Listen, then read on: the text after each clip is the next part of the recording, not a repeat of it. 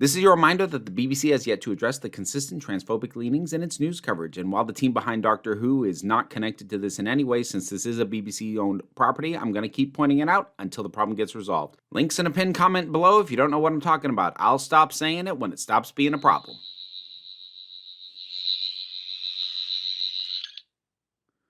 Okay, look. I could not afford to get a 15th Doctor cosplay in time for this review, maybe in time for his first season proper, and the sonic screwdriver that he has is not available yet. This one does seem to have the same sounds as that does, though. Just going by ear. Sounded like the same thing. Look, just roll with it.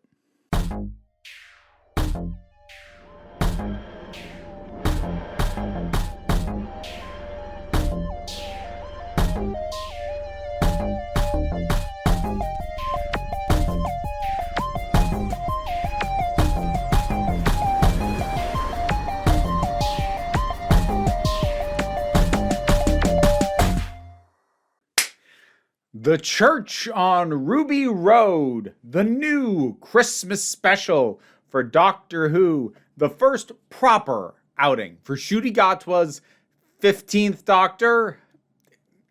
The numbering is a disaster. It has been for a while, but it's just getting worse. But yes, Ncuti Gatwa as the Doctor. We get to meet Ruby Sunday, who is the new companion, and we just get a rollicking Christmas adventure. I should probably caveat it with the fact that I tend to not love the Christmas specials as much as a lot of other people do, especially a lot of the UK fans. I tend to be a little bit harsher on them.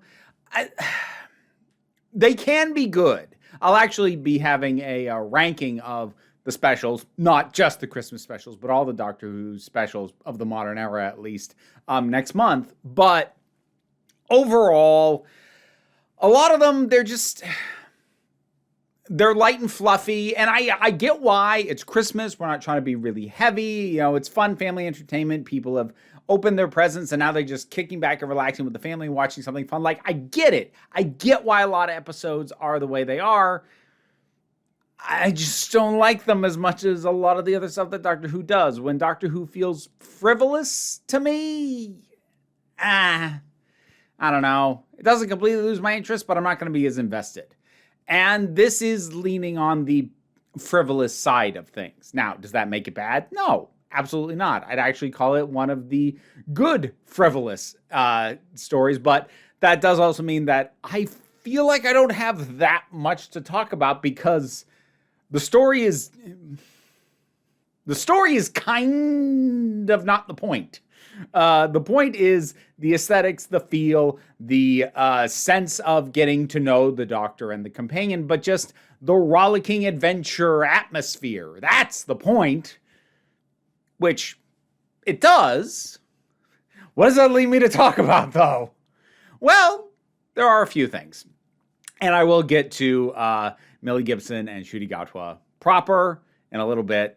Let me just talk a little bit broadly about this. The whole thing with the Goblins, this is nitpicky. And I know this is nitpicky. But it bothers me that they're called Goblins when their entire MO fits a lot better with Gremlins. If you don't sort of know I'm not going to say that this is accurate like fairy lore, but like generally speaking, gremlins are the things that mess with electricity and, you know, just cause bad things to happen. Gremlins and their machinery. That's the same gremlins brought down our planes in the big one. That's gremlins. That's not goblins. And I suspect that they just called them goblins just to have Ncuti Gatwa do that. Do you know why they call them goblins? Because they like to gobble you up. I don't think it was worth it. At least not for someone with my particular set of brain wirings, because I'm just like, but they're behaving like gremlins, though. Again, this does not actually matter. I don't want to go off on it, but like it did bug me a little bit. But overall, I like the general notion of they lean into and they sort of, it's not that they're empowered by coincidence, but it's like coincidence and luck is how they get a foothold in our universe. That's kind of interesting. And that general notion, and like as coincidences accumulate, it kind of powers them up a little bit more. I kind of like that. The song's fine. Like, honestly, I probably would have appreciated it more if they hadn't released it in advance. And so I could have been caught off guard by like, oh my gosh, they're singing. How great is that? But instead, like, I know it's coming. So I feel like for me, at least, the most value I ever would have gotten out of the song would have been the unexpectedness of it. And they ruined that. As a song unto itself and as a thing, like, it's fine. Gatwa and Gibson got some good voices. Good on them. Cool. Whoever they got to do the main singing, she was good. But it's fine. Knowing it was there, it sucked a lot of the fun out of it for me. And again, I understand that it's probably more of a me problem than actually a problem with the episode proper. So there isn't too much else to talk about with the Goblins or the story. You know, the whole thing with the newscaster, who I guess is actually an actual newscaster, like I'm sure that has meaning for folks in the UK, has none to me. She could have just been an actress for all I knew. I don't know who Davina McCall is, so she performed well enough. She didn't come across like somebody who didn't know how to act, so I guess props to her for that. She wants to transition into acting. I think she'll do okay. The last moment was odd. Never seen a TARDIS before. Like, addressing it directly to the camera. I feel like there's definitely going to be fans who are going to go off the deep end speculating about that. I think it was just meant as a cheeky direct-to-camera, hey, it's Christmas, going out on a laugh kind of moment, but it's weird, and it's built up to in excess, if that's all it is. If that's not all it is, then, okay, here's what I'll say. I'm not going to do speculation. I'm bad at it. But what I will say is that if this is meaningful, you kind of undercut it by having it presented this frivolously. Hey, it's Vera from the editing phase, and apparently Russell T. Davies has said some things indicating that, yeah, this is meant to be something, and it's going to be a quote-unquote slow burn. Who is Mrs. Flood? Come back and find out. I was going to just tack on something here, but honestly, I'm probably going to have to go off on this for a little bit. So I'm going to throw up an additional video in the break room. As soon as that's available, I will link to it both in the description and a little card on this video. But for right now, just know I'm going to have to talk about this separately. Okay, back to the thing. So before I get into the actual performances and my thought on the characters of Ruby and the Doctor, the other thing I guess I'll address is I'm hoping that a lot of the supposed mystery around Ruby is not going to be a continuing thing. Like, I'm not sure that I'm going to say that this episode sets it up like, ooh, who are her parents? Because it's not like leaning heavily on the idea that that stuff is important. It's not like pulling a The Force Awakens thing where it's like, let's put all this emphasis on like, oh, she's waiting for her parents and they're mysterious and ooh, there's visions and ooh, there's things you don't know. It's just more, it feels more like it actually is just an aspect of her character.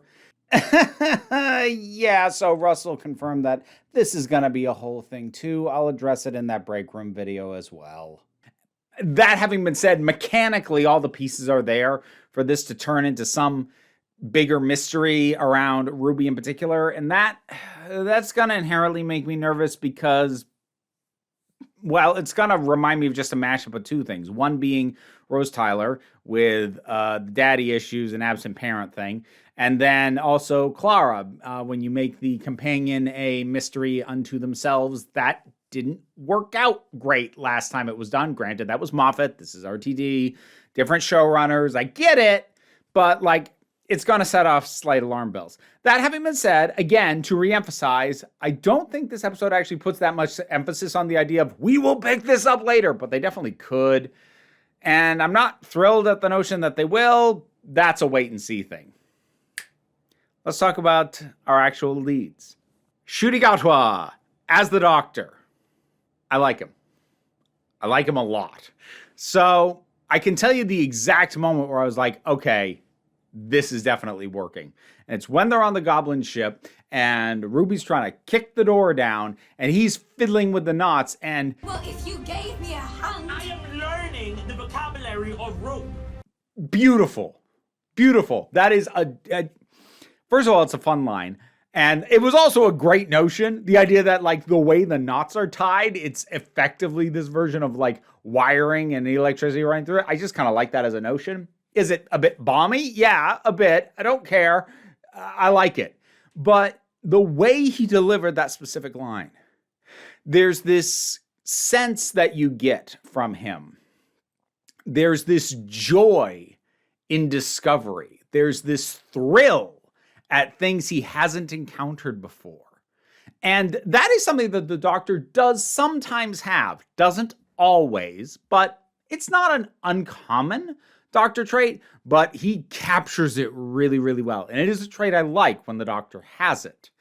But also, something that is made very evident with the stuff that goes on later, particularly when he is saving Ruby. Spoilers, by the way. I am going to talk about the whole thing. If you didn't guess that already, watch it already. If you haven't, saves Ruby as a baby. That whole thing, he sold the fact that he was tense about this and he was really trying, and he did it because he cared.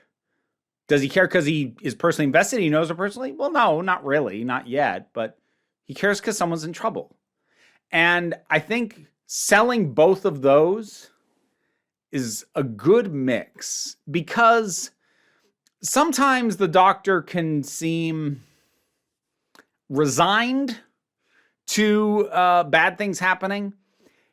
He, at least right now, feels a lot more like even if he thinks it's not going to work, he's gonna frickin' try regardless. And I like that. So that combined with sort of the joy of discovering like, ooh, this is all new. It's balanced really well, because he could easily get into like sort of a distractible area where he's missing the human cost of, well, human, alien, the life of people cost thing of what's going on, because he's focused on, ooh, this is new and exciting for me. No, it's not. What do we do? Or frankly, some Doctors just don't sell the being personally invested in what's going on as well as he does already. I say personally, like, again, not like he knows Ruby all that well, but you get the sense that he actually cares. Even just his little interaction with the cop. But how do you know she'll say yes? Because the sales start on Tuesday and you just couldn't wait. And that's why she loves you. There's this twinkle in his eye that isn't just, I'm clever. It's, I'm clever, and I'm going to give you a little something that'll help you. It's really nice. I really like the feel I'm getting off him so far. As for Ruby, solid start. At present, we don't have a ton about her outside of the fact that she is an orphan and was adopted by her foster mother. Like, most of what I got off of Ruby was based off of how she interacted with other people. The way that she interacts with her mother, with her grandmother, and with the Doctor, and heck, with her friends, like getting in the cab and like when they were singing. I like that she plays keyboard, but that's the kind of detail I wish there had been more of. Because to make a comparison to, say, Rose Noble in the specials, especially the Star Beast, the fact that, and I know they gave like a in-universe reason for why she does this, or at least why they take the shape that they do, but the fact that she is crafty and makes these little plushies to sell online, that felt like it kind of told me a lot about her. That was a real characterizing thing that was beyond just the personality. That was a character trait. That was something she was passionate about. And the closest thing I get with that with Ruby right now is that she plays keyboard in a band with a trans woman as the lead singer, which is cool. I kind of hope we see her friends again, not just for trans representation, though, yes, also for trans representation, but also just because I want to get more of a sense of what she cares about, because she spends most of this, caring about what happens to Lulabelle, and just trying to find her parents, but like wanting to know her genetics, that's not really much of a trait, a character trait to go by. Like, good luck finding a character who is an orphaned character who doesn't know where they come from, where that is not an aspect of what's going on. So it doesn't feel like it adds a lot. Now, I've kind of been criticizing the lack of characterizing traits to her. I don't want to knock the performance, and I don't want to knock the performance chemistry that she has with the other people around her, because she has great performance chemistry. Because she's great talking to her mother. She's great, wonderful interacting with Cherry, her grandmother. That's fantastic. She's got a good rapport with the doctor. I like the way they bounce off of each other so far. It's all good stuff. It's just a matter of right now, again, I know it was a different showrunner, but like, I'm going to compare to other things the show has done.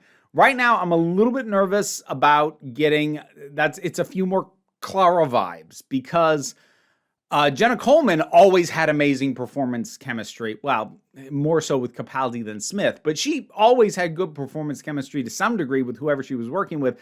But Clara, especially in her first series, was brutally undercharacterized. And I'm not going to say that I think that's what's going to happen to Ruby, but I am going to say that she's not feeling particularly characterized yet. I think that it's the first outing. We're not going to get everything, especially in something that's meant to be light and cheery the way that this very clearly is. So, like, it's fine.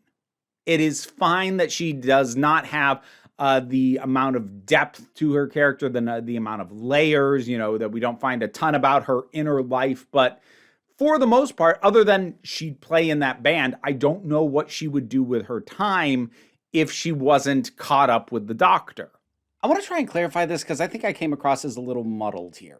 We do technically get a number of traits about Ruby. She's in the band. She's someone who's willing to go out into a club, be out at night with her friends. But the thing is, I don't really know how that fits into her life. I don't know if she would go to the club even if she wasn't with her friends. Is she there more because she just wants to be with them and that's what they want to do? Is she actually a club girl? Is the band thing something she's passionate about? Or is it just something that she does to fill the time? That's the degree to which I want to find out more about her. And I feel that we're currently lacking. I expect these gaps will be filled in, but I think people might get confused because there are traits that she's given. They're just not really shown how they impact her as a character and how she feels about them beyond just appearing to enjoy the company of her friends and her family, which that's good. That's just not much yet. And again, that's something that, first series that she was in, Clara suffered from greatly. A lot of people complain about Danny Pink. I think the best thing they did for Clara was put her in that school and give her a boyfriend. Give her a life outside of the adventures we were seeing her on and actually ground her as a character a little bit. And I'm hoping we get that with Ruby in future episodes and stories and adventures. Because right now, I'm not going to say she's undercharacterized yet, but I'm slightly concerned that she might end up being that. We will see. Regardless, she does still have very good chemistry with Ncuti Gatwa, which is ultimately the most important thing that a companion needs to have, but I do still think it's important that they actually function as a character, even outside of the dynamic, so that's what I'm waiting on right now. Other than that, Murray Gold's back with his bombast. It's fine. I didn't talk a ton about the music and the David Tennant specials, but like, I'm not gonna say that I preferred the music that we were getting during the Chibnall era in the abstract, but it was a nice break from the bombast that Murray Gold is very into providing, and I'm glad other people are excited it's back. How about we go with that for a backhanded compliment? I'm just kind of tired of him. I don't know. I seem to be the only one with this opinion, so don't put too much stock with it. Nobody else seems to be where I'm at as far as that goes. And there just isn't all that much to talk about. I don't have all the baggage and the weight of even the first of the Tennant specials, bringing back these characters, and there was a lot to unpack. There isn't here. Not yet. This is our first time seeing this doctor. This is our first time getting to know this companion. It's a light, fluffy story that doesn't have a lot of particular, at least evident to me, thematic depth to it. It's a rollicking adventure on a flying pirate ship with goblins, gremlins, goblins.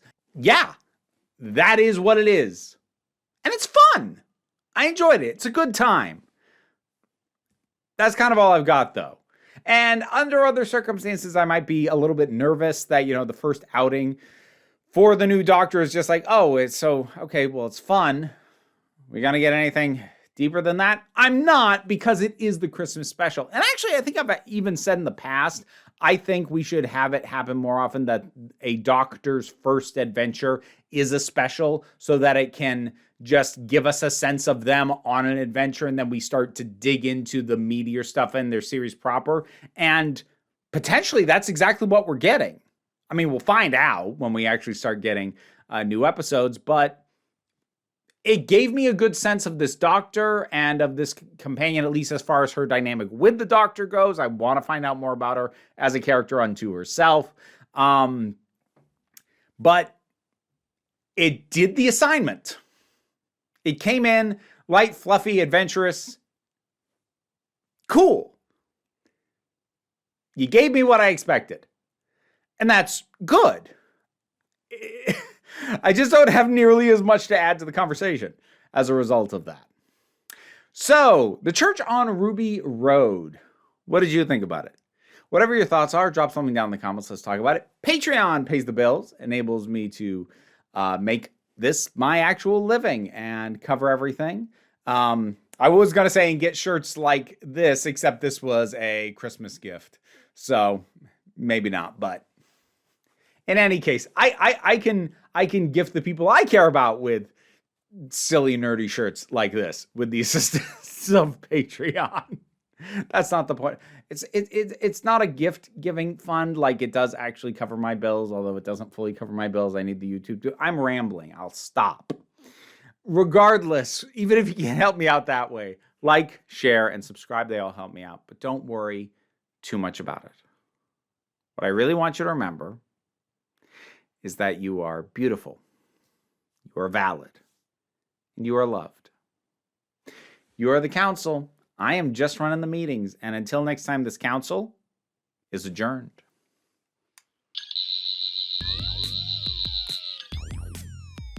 Time for me to thank my highest supporting patrons.